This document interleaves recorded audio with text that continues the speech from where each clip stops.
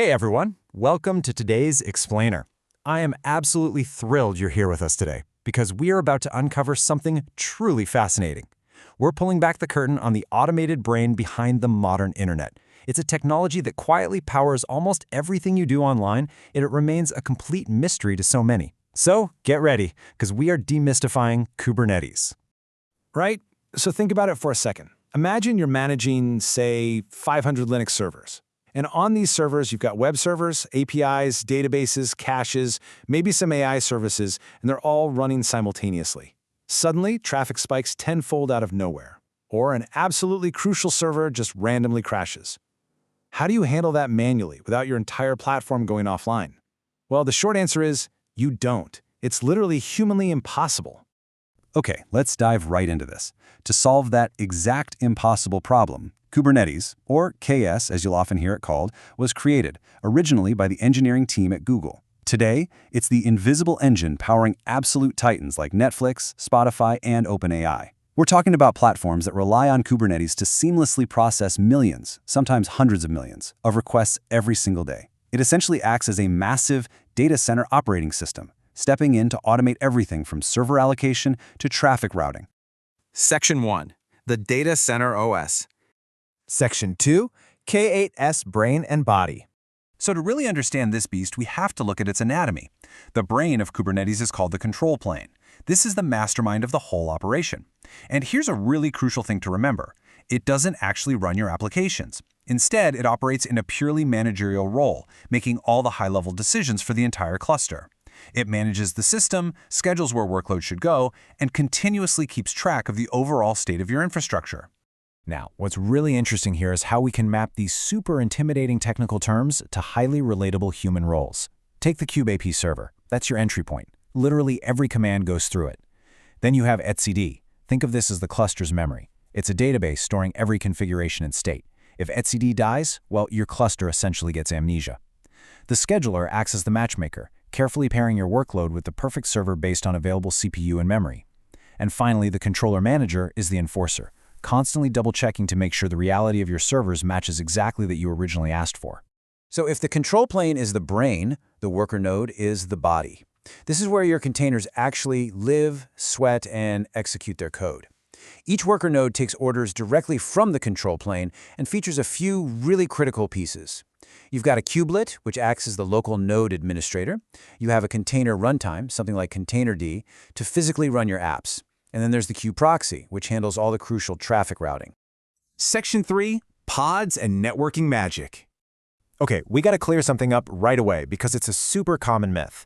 A lot of people just assume a pod is another word for a container. No, actually scratch that, it's more like a wrapper. In reality, a pod is the smallest deployable unit in Kubernetes. A single pod can actually hold multiple containers inside of it, and those containers will all share the exact same network namespace, the same IP address, and localhost. Which brings us to a fundamental, unbreakable rule in the Kubernetes universe. Every pod must have its own IP, no exceptions. This is a massive departure from legacy Docker setups.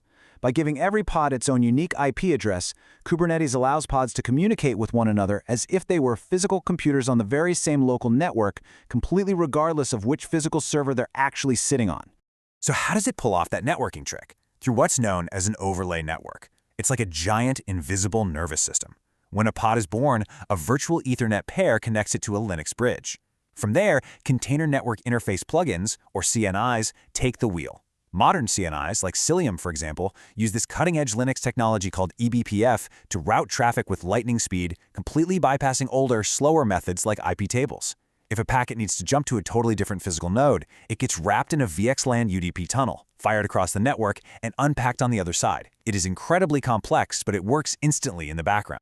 But, there's a catch. Because pods are mortal, meaning they crash, die, and get recreated constantly, their IP addresses are always changing. You just can't rely on them. So Kubernetes uses something called a service. A service acts as a fixed virtual IP address that never, ever changes. Using an internal system called Core DNS, Kubernetes translates friendly domain names into this stable service IP, which ensures different parts of your application can always find each other, even when the underlying pods are shuffling around in the background. Section 4. Deployment and self-healing. And this brilliantly illustrates the magic of that controller manager we talked about earlier. Imagine you write a configuration file saying you want exactly 5 replicas of your web server. That right there is your desired state. But then a server catches fire and one pod crashes, so reality drops the 4. In mere milliseconds, the controller notices the mismatch and commands the creation of a brand new pod to replace the dead one. Literally, it's self-healing. It's also exactly how rolling updates happen, replacing old pods with new ones one by one, ensuring your platform never experiences a single second of downtime. Section 5. Journey of a request. All right, let's track a high-speed HTTP request from the outside world all the way to a microscopic container. The journey begins the exact moment a user clicks a link in their browser, firing off an HTTPS request. Boom. First, this request slams into an external cloud load balancer. From there, it rapidly passes the outer defenses, entering the cluster through an ingress controller, often something like Nginx acting as a reverse proxy. The ingress reads the domain name, instantly realizes where the user wants to go, and routes the traffic directly to that internal stable K8 service we just talked about. Now, once we're inside the cluster, things move unbelievably fast. The local kube proxy intercepts that stable service IP and instantly translates it into the real, underlying IP of a healthy pod. The packet is then routed toward that true pod IP. If that pod happens to live on a completely different physical machine, the network wraps the packet in a VXLAN tunnel, fires it across the data center, unwraps it, and delivers it straight to the target container application. And this entire multi-hop, mind-bending routing process, yeah, it happens in milliseconds. Section 6. The future of Kubernetes. So as you can see, Kubernetes is not just a single technology or some simple container tool anymore. It's a brilliant total abstraction of the entire modern data center. Think about it. It fuses deep Linux kernel features, networking, DNS, load balancing, and storage all into one automated brain. And it's only growing. The future of Kubernetes involves tightly integrating things like service meshes, advanced AI infrastructure, and really complex GPU scheduling right into the cluster itself. Ultimately, Kubernetes has become the true operating system of the modern internet. Every single time you open a popular website, interact with a cutting-edge AI service, or fire up your favorite streaming app, there is a very high probability that a Kubernetes cluster is working tirelessly behind the scenes to make it happen for you. But as powerful as all of this is, remember this final thought. What you see today is really just the surface.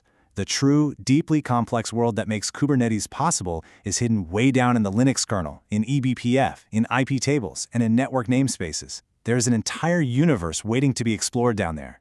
So the next time you stream a movie or chat with an AI, ask yourself, what invisible Kubernetes magic is happening right now in the background to make it all possible? Thank you so much for joining me today, and I'll see you in the next explainer.